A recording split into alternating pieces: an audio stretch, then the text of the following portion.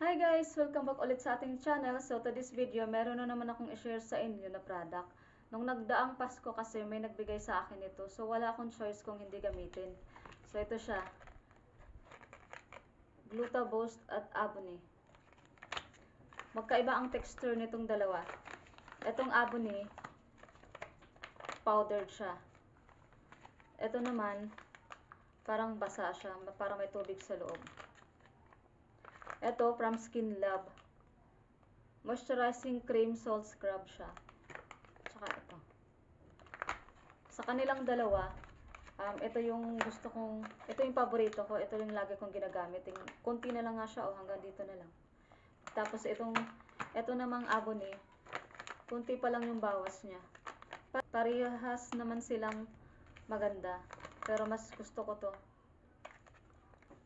Para matanggal man lang yung ating mga dead skin guys, no? So kailangan natin i-scrub yung ating katawan.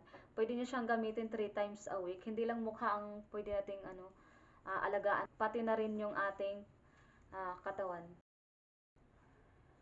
So ayun, 2 months ko na siyang ginagamit. Maganda sa balat guys, malambot siya pagkatapos mong maligo, feeling fresh ka talaga. Again guys, disclaimer lang po hindi po ako expert pagdating sa skincare. Sinishare ko lang po yung mga na-try kong mga product. Salamat po sa panonood. Please like and subscribe. Thank you.